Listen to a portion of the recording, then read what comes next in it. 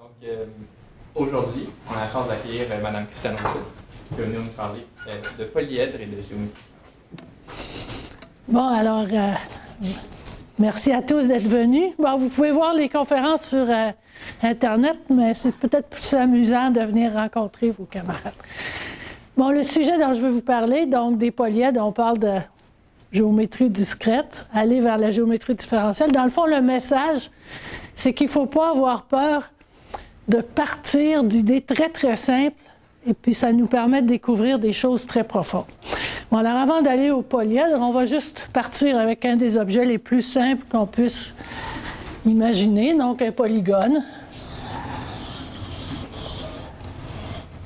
Alors ici, j'ai un polygone 1, 2, 3, 4, 5, 6, 7 côtés. Donc en général, si on a un polygone à n côtés,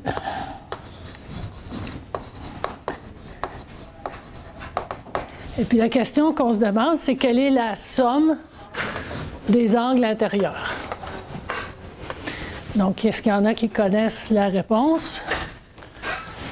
Donc, la somme des angles intérieurs, c'est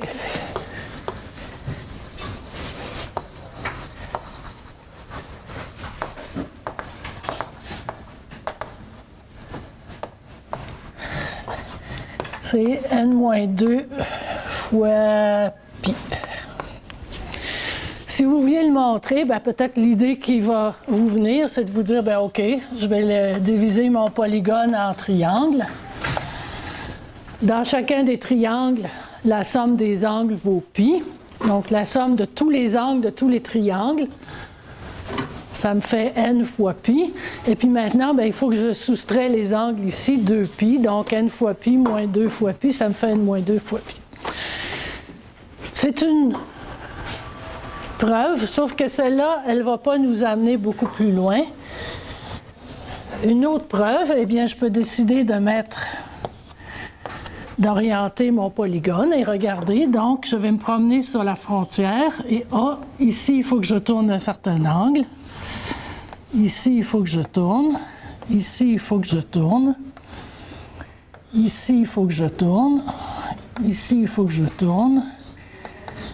Je tourne et je tourne. De combien est-ce que j'ai tourné?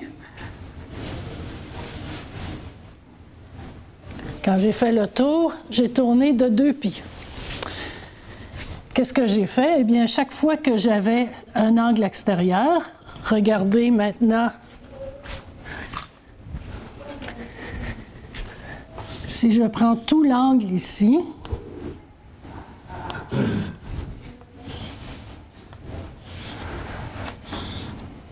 donc si j'ai n sommets, je vais avoir, si j'ai n côtés, j'ai n sommets, donc j'ai chaque fois n fois pi. Et puis maintenant, les angles intérieurs, c'est la somme de tous ces angles-là, mais moins ceux qui sont à l'extérieur. Puis ceux qui sont à l'extérieur, c'est exactement ceux dont j'ai tourné. Donc, c'est exactement 2pi. Donc, ma somme des angles, c'est n fois pi moins 2 fois pi, encore n moins 2 fois pi. L'avantage de le voir comme ça, c'est que si je remplace mon polygone par une courbe différenciable, et je vais avoir, le vecteur tangent, je vais tourner. Et alors, je vais vouloir me dire, mon vecteur tangent, si je me promène tout le tour de la courbe, combien de tours est-ce qu'il va avoir fait? Eh bien, mon vecteur tangent, il va avoir fait un tour de 2pi si j'ai une courbe fermée qui ne s'auto-intersecte pas, et puis dans le sens positif. Donc, en géométrie différentielle, on a le théorème des tangentes tournantes.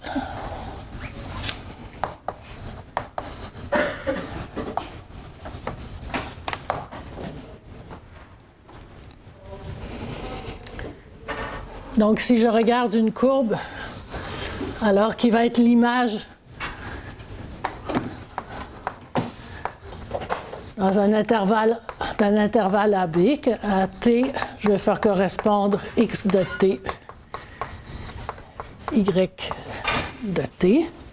Et maintenant, ce qui va m'intéresser, c'est l'angle θ du vecteur tangent.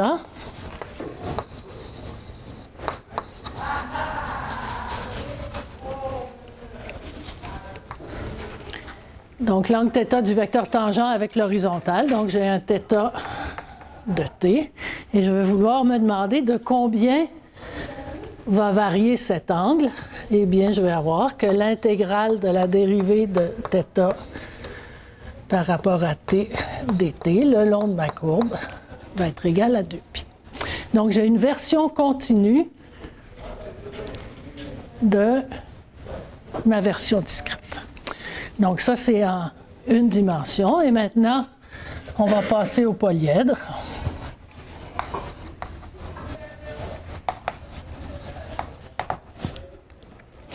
Donc, ici, regardez ce que j'ai compté. Donc, dans mon...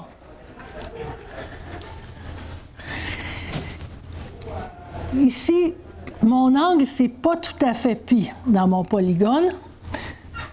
Donc, ce que j'ai compté ici, c'est ce qui me manque pour avoir pi. Maintenant, si je prends un polyèdre, par exemple, un tétraèdre, mais un tétraèdre, c'est fait avec 4 triangles.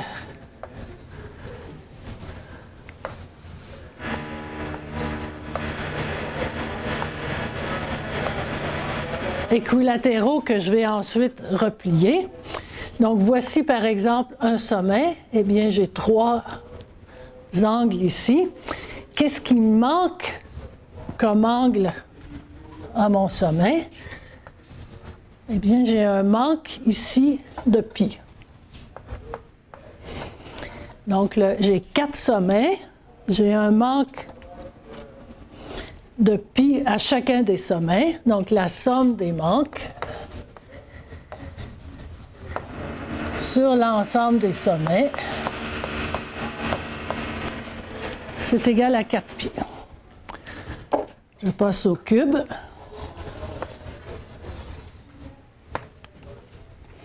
J'ai 8 sommets ici. Maintenant, si j'ai un cube, bien, pour plier près d'un sommet, il me faut 3 carrés. Je vais replier. J'ai 3 faces associées à chaque sommet. Donc, le manque ici, c'est de pi sur 2. J'ai 8 sommets. La somme des manques, c'est 8 fois pi sur 2. C'est 4π.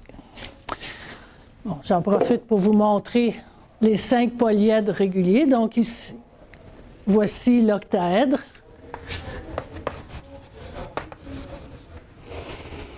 L'octaèdre, il a 6 sommets. J'en ai 4 horizontaux, un en haut et en bas. Donc, 6 sommets. Et puis, à chaque sommet, j'ai 4 triangles équilatéraux. Donc, mon manque ici, 2π sur 3. La somme des manques, 6 sommets fois 2π sur 3, 4π. Bon, vous allez commencer à me croire. Ici, je passe à l'icosaèdre. Donc, l'icosaèdre a 20 faces, 12 sommets. À chacun des sommets, j'ai 5 triangles équilatéraux.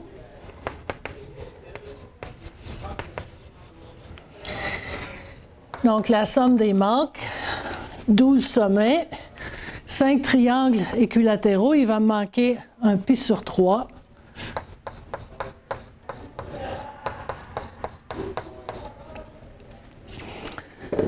Le dernier polyèdre sommet régulier, dodécaèdre.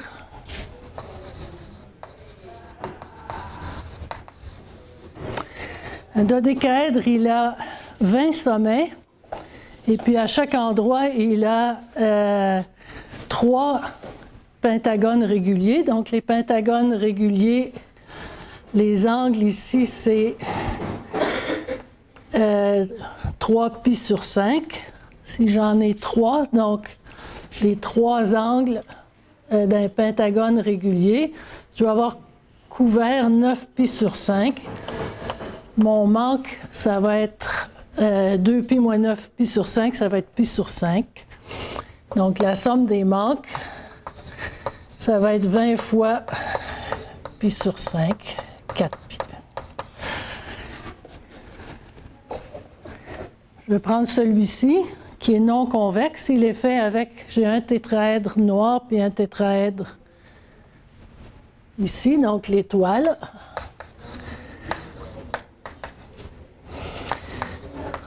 La somme des manques, donc des sommets, j'ai les 4 sommets du tétraèdre doré, les 4 sommets du tétraèdre noir. Donc j'ai 8 sommets. Pour un tétraèdre, le manque c'est 2 pi, donc on a 8 fois pi. Maintenant, j'ai d'autres sommets ici. Mais ici, c'est pas qu'il me manque, c'est que j'en ai trop. Hein? Regardez, j'ai 1, 2, 3, 4, 5, 6, 7, 8. J'ai 8 triangles équilatéraux. Donc ici, au lieu d'avoir 2 pi, j'ai 8 pi sur 3. J'ai plus qu'une feuille. J'ai comme une feuille, puis encore. Donc ici, ce que j'ai, c'est un manque qui est négatif. Donc, des sommets, j'en ai combien? Bien, j'en ai un au milieu de chacune des arêtes du tétraèdre noir, un tétraèdre à 6 arêtes. Donc, j'ai 6 manques négatifs, 6 fois moins 2 pi sur 3. Et ici, ceci, ça va nous faire 8 pi moins 4 pi. Ça va encore nous donner 4 pi. Bon, alors, le dernier ici, l'icosaèdre tronqué.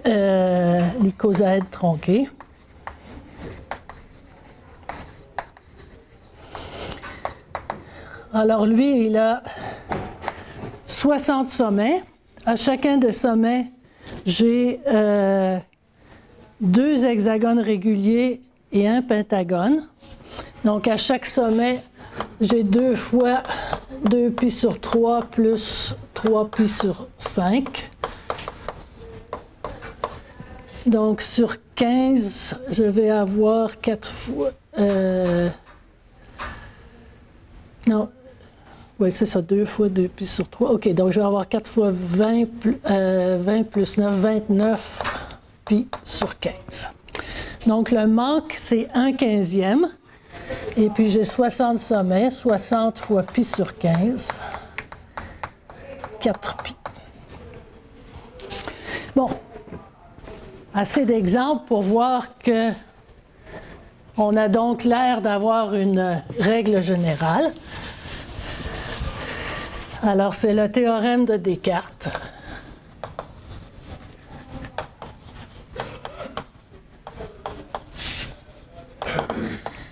La somme des manques à chaque sommet d'un polyèdre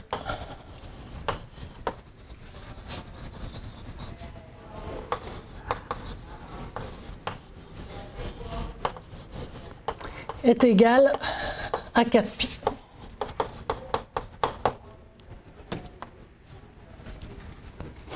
Bon, alors on va vouloir prouver cette formule-là.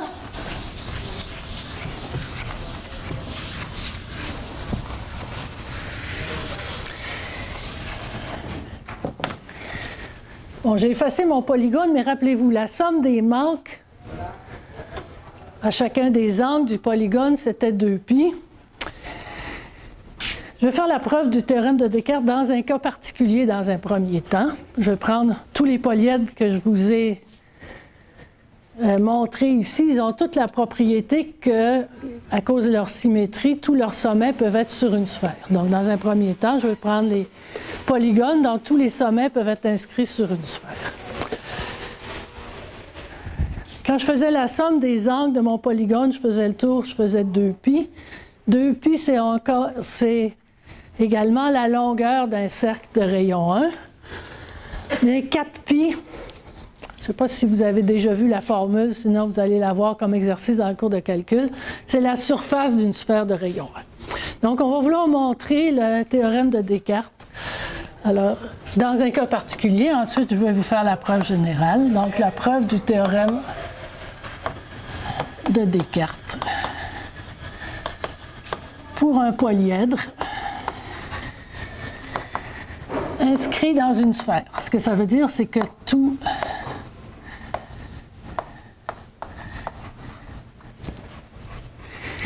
et dans un premier temps, également, je vais supposer qu'il n'a que des faces triangulaires.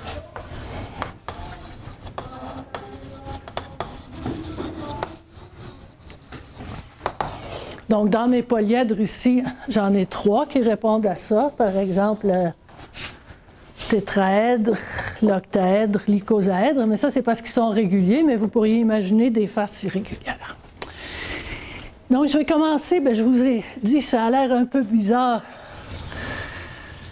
de parler de la surface d'une sphère, mais on va s'occuper de regarder sur une... on va passer en géométrie sphérique, et puis ce qui va nous intéresser, donc ça, c'est une sphère de rayon 1. Et je vais vouloir dessiner un triangle sur la sphère. Mais si je dessine un triangle sur la sphère, l'équivalent d'une droite sur la sphère, c'est un grand cercle. Un grand cercle, c'est un cercle, c'est l'intersection de la sphère avec un plan qui passe par le centre de la sphère. Donc, on va regarder 3 grands cercles. Donc, en voici un. Je vais en prendre un autre ici.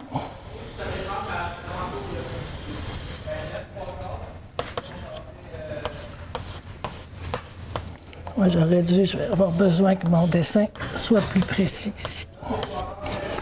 Et puis, on va en prendre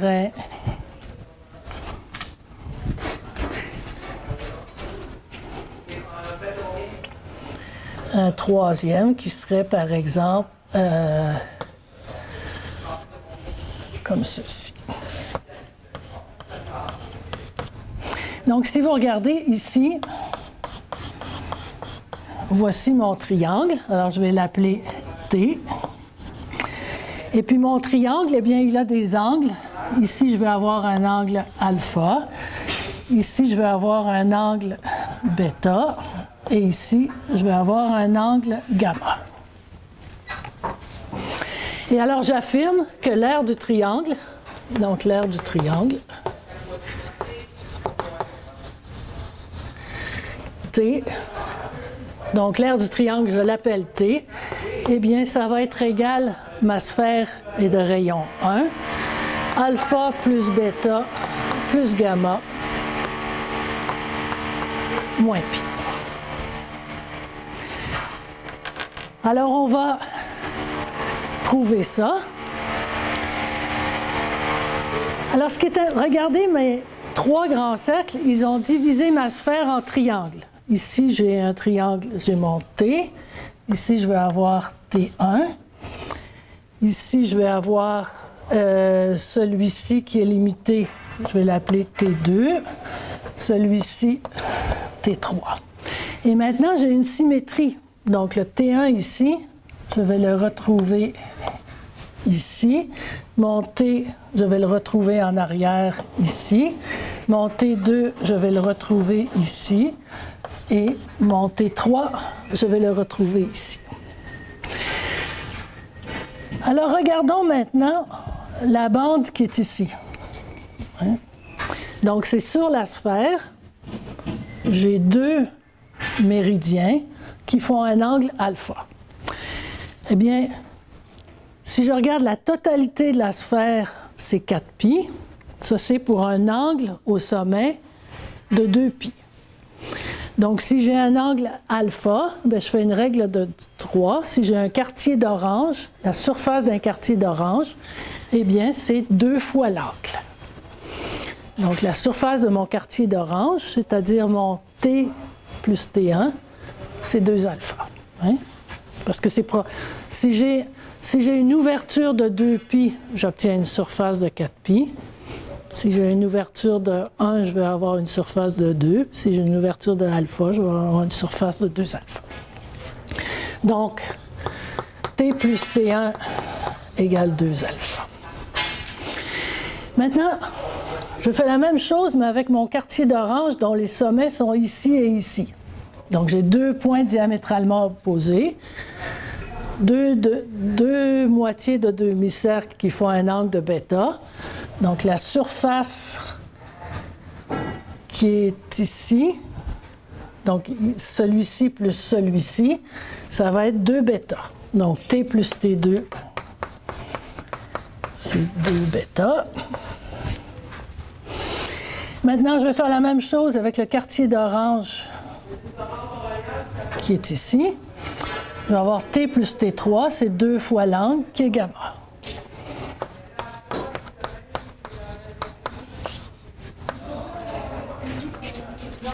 Si j'additionne ces 3 équations, donc je vais obtenir que 3T plus T1 plus T2 plus T3, ça va être égal à 2 fois alpha plus bêta plus gamma.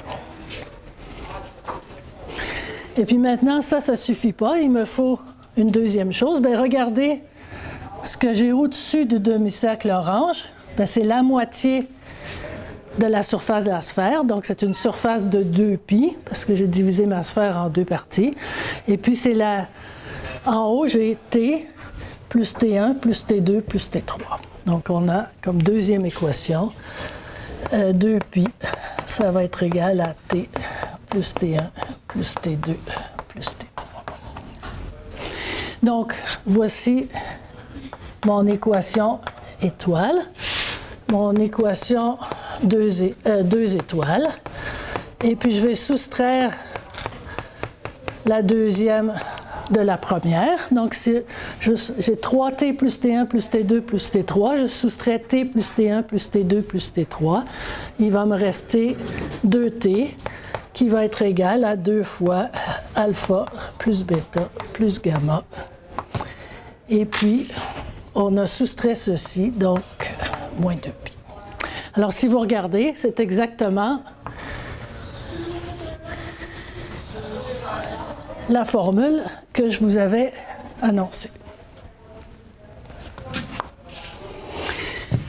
On a l'air de s'être éloigné de notre polyèdre. On voulait montrer la formule de Descartes.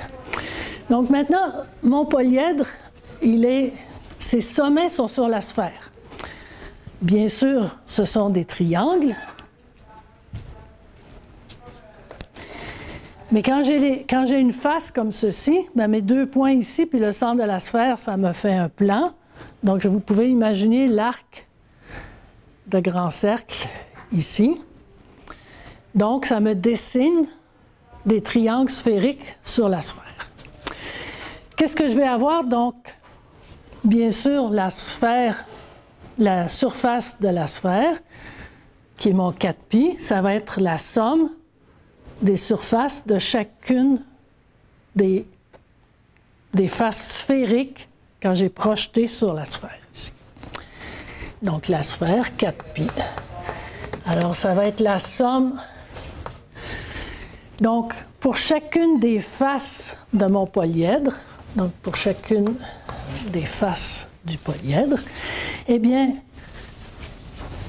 je dois, pour chacune des faces, l'aire du triangle, bien, ça va être la somme des angles sur la sphère de cette face-là, moins π. Donc, la somme des alpha i plus bêta i plus gamma i moins π.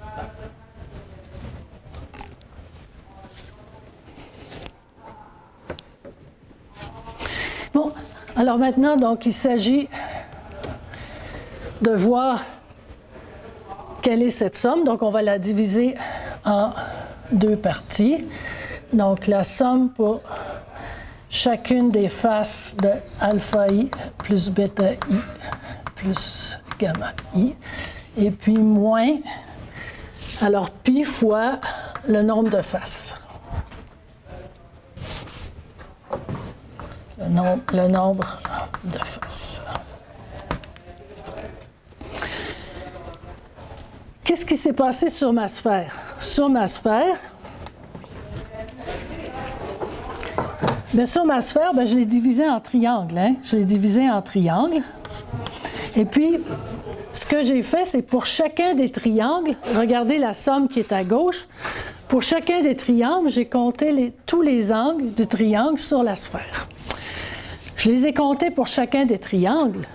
Donc, j'ai compté cet angle-là, j'ai compté celui-ci dans un autre triangle, j'ai compté celui-ci, j'ai compté celui-ci. Donc, si vous regardez, quand j'ai compté tous les angles des triangles, eh bien, je suis venu compter 2π pour chacun des sommets. Donc, ceci, ça va être égal à 2π fois le nombre de sommets. Et maintenant, j'ai le nombre de faces multiplié par π. Π, c'est quoi? C'est la somme des angles d'un triangle. C'est-à-dire que si au lieu de regarder les angles de ma face sur la sphère, je regarde les vrais angles de ma face du polyèdre, c'est la somme des angles de la face du polyèdre. Donc, qu'est-ce que j'ai fait? Pour chacune des faces, j'ai compté la somme des angles ici. Donc, j'ai compté la somme de tous les angles de toutes les faces. Donc, en particulier, pour chacun des sommets, j'ai compté tous les angles du sommet, tous les angles des faces associés à chaque sommet. Donc, ceci, c'est moins la somme sur tous les sommets des angles des faces triangulaires. Eh bien, regardez ce que j'ai compté. Pour chacun des sommets, je lui ai compté 2π et j'ai soustrait tous les angles des faces triangulaires. Donc, ce que j'ai fait, c'est la somme sur chacun des sommets des manques à chaque sommet. Donc, ce qu'on a compté, c'est la somme des manques sur chaque sommet. Donc, on est venu montrer dans ce cas particulier que 4π, c'est la somme des manques.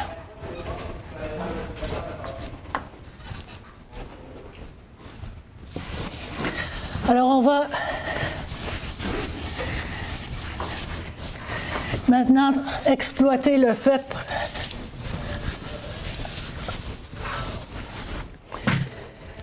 que, OK, alors si vous regardez, donc on est venu montrer la formule, et en particulier,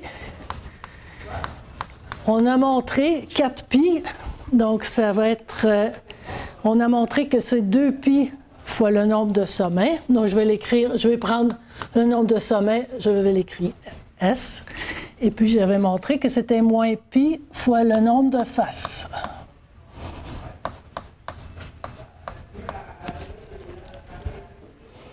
Maintenant, toutes mes faces sont triangulaires.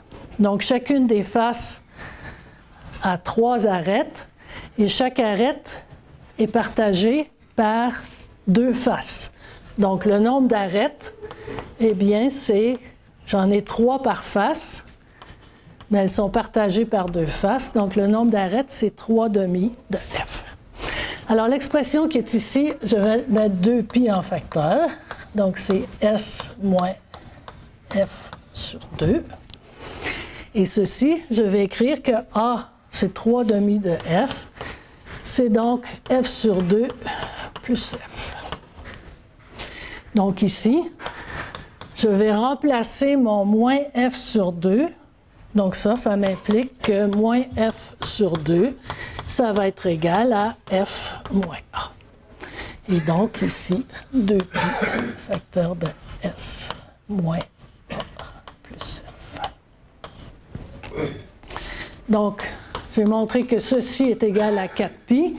Bien sûr, on peut simplifier le 2π. Donc, on obtient que le nombre de sommets moins le nombre d'arêtes plus le nombre de faces est égal à 2. C'est la formule d'Euler. Peut-être, est-ce que beaucoup d'entre vous ont déjà vu cette formule? C'est la formule d'Euler, mais c'est une preuve peut-être différente de celle que vous connaissez.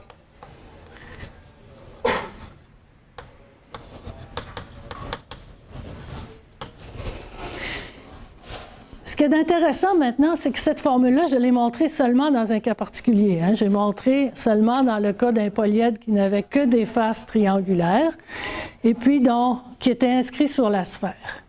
Maintenant, supposons que cette formule, elle est vraie pour tout polyèdre. Donc, cette formule.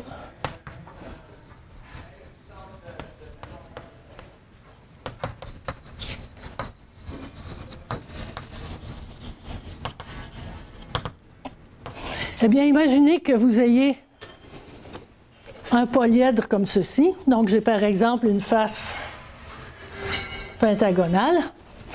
Bien, il n'y a rien qui m'empêche de venir ajouter un point au milieu, de diviser comme ceci. Et puis ce point au milieu, bien, je l'étire pour l'amener jusqu'à la sphère. Si je fais ça, qu'est-ce que j'ai fait? Bien, regardez, avant vous aviez une face. Je l'ai divisé ici en 5, donc j'ai rajouté 4 faces. J'ai rajouté 5 arêtes et j'ai rajouté un sommet. Donc le nombre de faces moins le nombre d'arêtes plus le nombre de sommets, j'ai rajouté 0, ça n'a pas changé. Donc effectivement, simplement pour compter dans un cas général, on s'aperçoit que si on divise toutes nos faces en triangle, eh bien, ça ne change pas le nombre de sommets moins le nombre d'arêtes plus le nombre de faces. Donc, ce nombre-là, il va toujours être égal à 2, même si mes faces ne sont pas des triangles.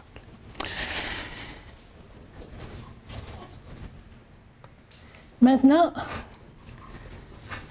quand mes faces sont toutes des triangles, une fois que j'ai fait cette remarque-là, et puis je pouvais étirer la propriété, bien, mon polyèdre, ici, le fait que le nombre de sommets moins le nombre d'arêtes plus le nombre de faces est égal à 2, puis si je divise des faces pour en mettre plus, ça ne change pas. C'est complètement indépendant du fait que mon polyèdre est inscrit sur la sphère. Donc cette formule-là, le polyèdre n'a pas besoin d'être inscrit sur la sphère. Donc le polyèdre n'a pas besoin d'être inscrit sur la sphère. Elle est vraie.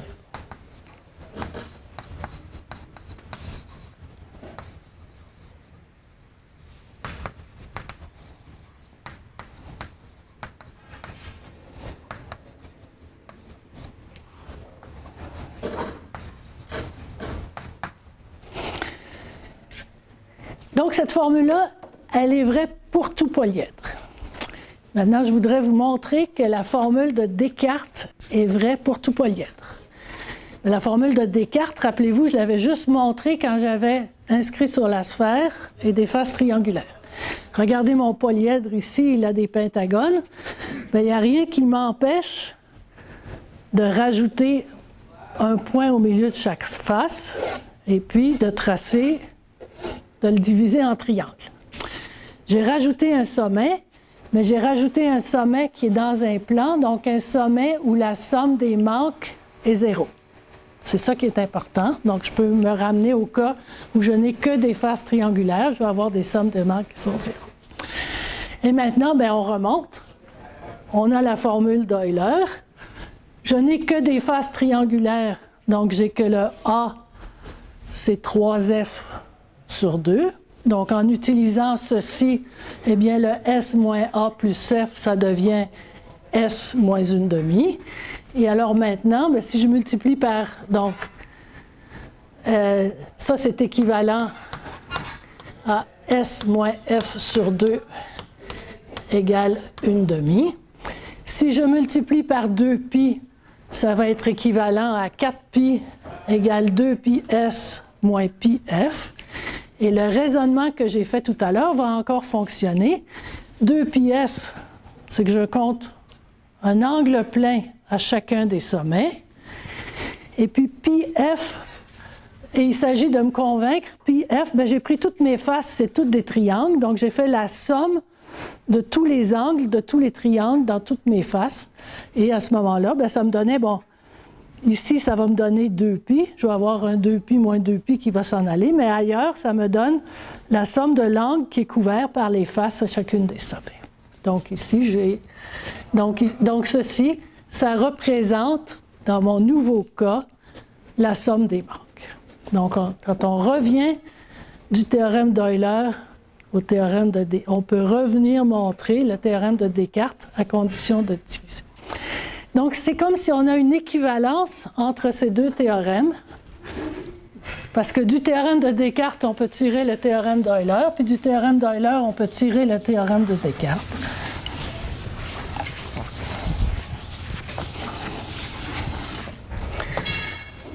Alors, on a une équivalence entre le théorème d'Euler, qui est le nombre de sommets moins le nombre d'arêtes plus le nombre de faces égale à 2.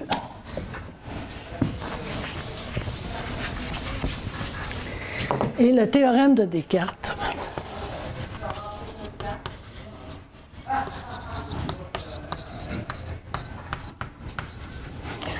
qui est la somme des manques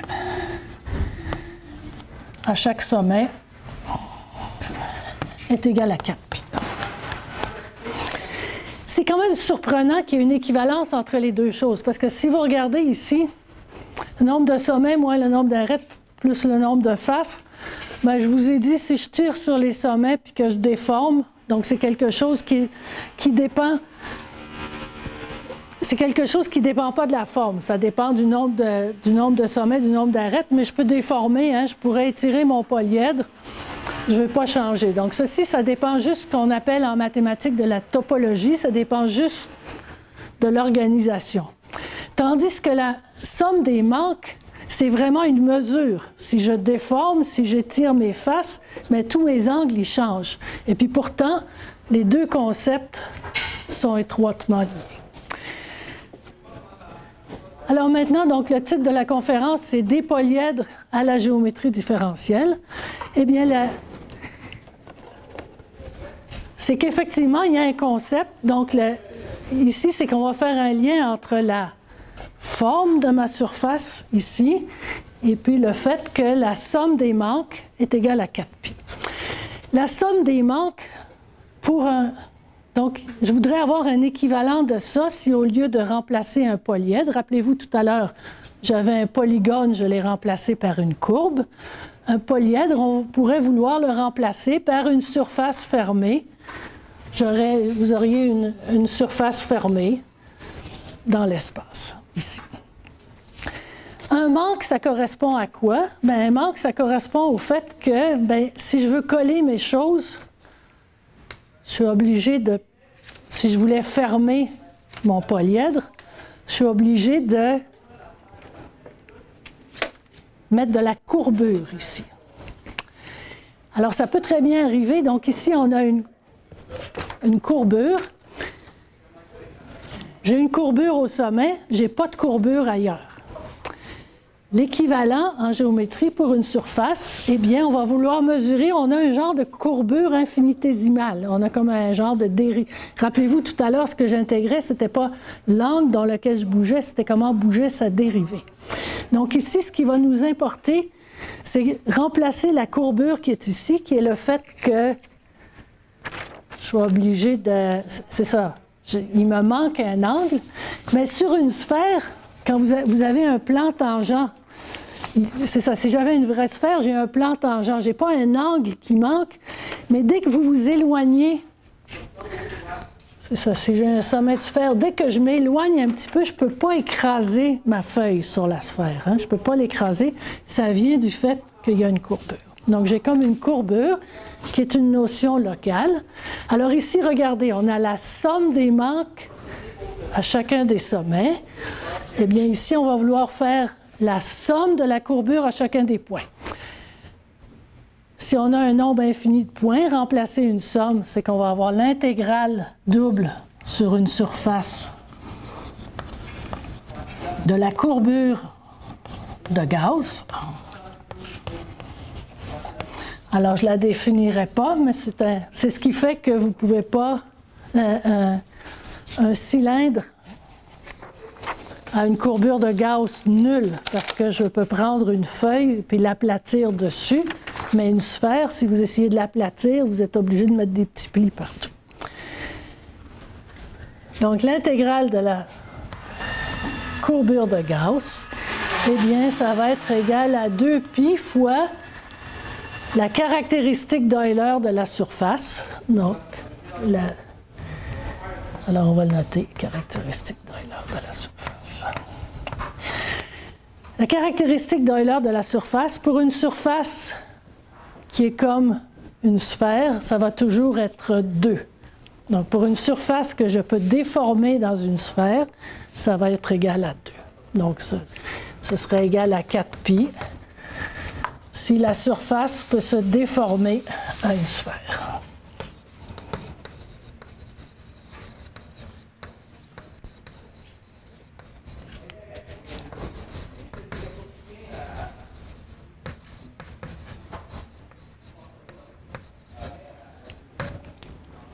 Alors, ce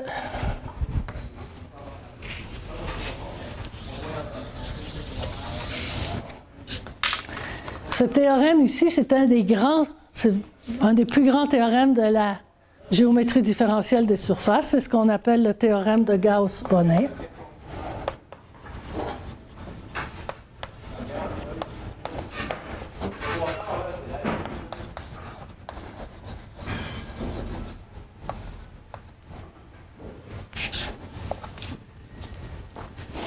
Et donc, il relie la courbure, mais l'intégrale de combien c'est courbé chaque fois, simplement à la forme de la surface. Si votre surface peut se déformer à une sphère, vous allez obtenir 4π. Quelle serait une surface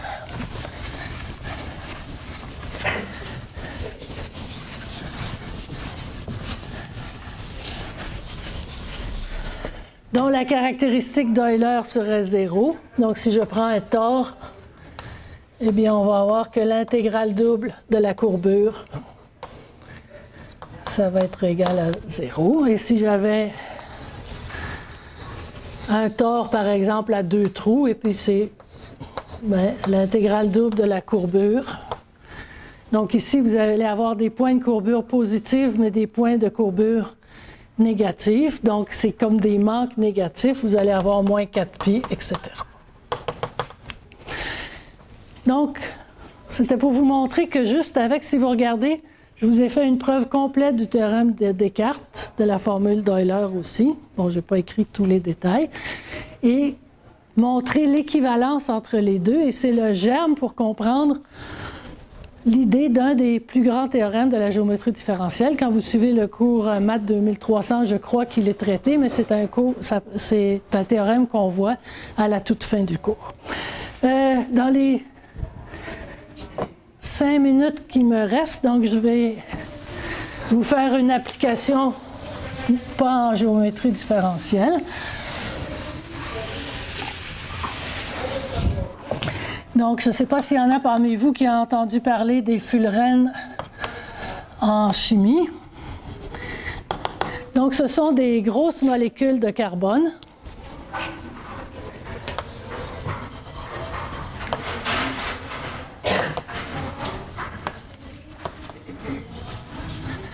Et alors, le carbone, il existe dans beaucoup de formes. Bon, ça peut être le diamant.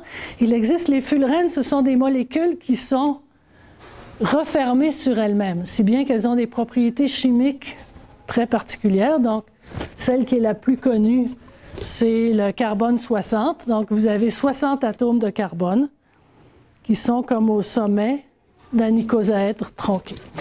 Quand les fullerenes ont fait l'objet d'un prix Nobel en chimie en 1997, c'était, entre autres, les gens s'interrogeaient beaucoup aussi pour comprendre la structure de la molécule. Ce qui était surprenant, c'est que vous voyez cette molécule, quelquefois, si vous avez une molécule dans un plan, bien, vous avez des bords sur lesquels vous pouvez vous accrocher. Cette molécule n'avait pas de bords, donc elle n'avait pas tendance à se lier beaucoup avec d'autres. Et ce n'était pas automatique pour les chimistes de penser à quelque chose qui n'a pas de bord, de penser dans l'espace. Donc, ça a fait beaucoup de bruit. Les fullerenes, donc le carbone 60, ce n'est qu'une série de molécules de carbone. Vous en avez qui peuvent être très, très grosses, qui ont toutes, ou les arrangements que vous avez, les liaisons entre les molécules, chaque molécule est attachée chaque atome est attaché à 3 autres atomes et vous n'avez que des pentagones et des hexagones. Donc les fullerenes, ce sont des grosses molécules de carbone. Alors refermées comme une sphère.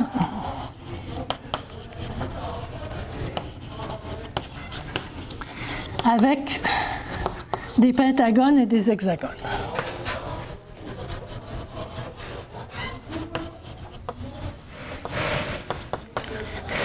Bon, alors on va faire comme exercice de montrer que le nombre de pentagones, quel que soit le nombre de molécules de carbone que j'ai, effectivement, on peut réaliser, j'ai toujours exactement 12 pentagones.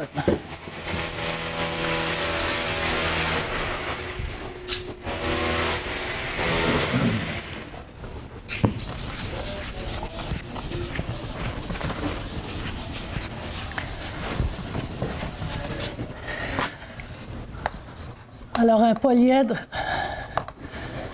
avec pentagone et hexagone.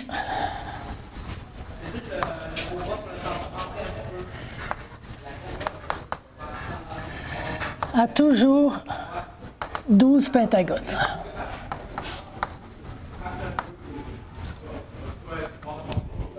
Donc, on va, j'espère, faire la preuve de ça. Donc, je regarde que j'ai M pentagones et N hexagones.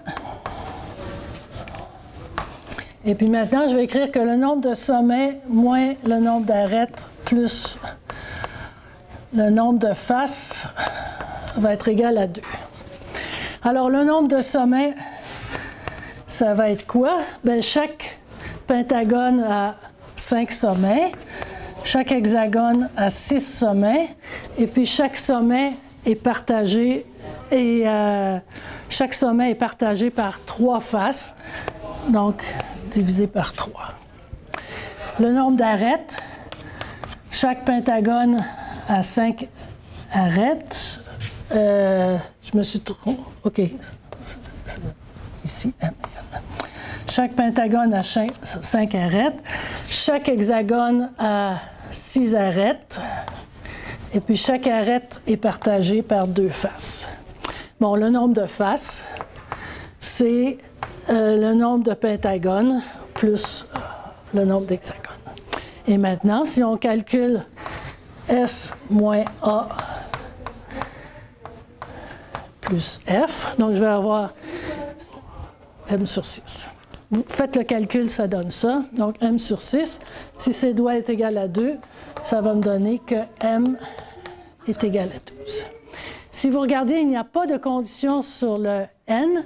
Et effectivement, ça a été montré par, j'ai noté les auteurs, par Grunbaum et Motzin en 1963, qu'on peut avoir des polyèdres avec 12 pentagones et n'importe quel nom. 12 pentagones et n'importe quel nombre d'hexagones à condition que n soit plus grand que 1.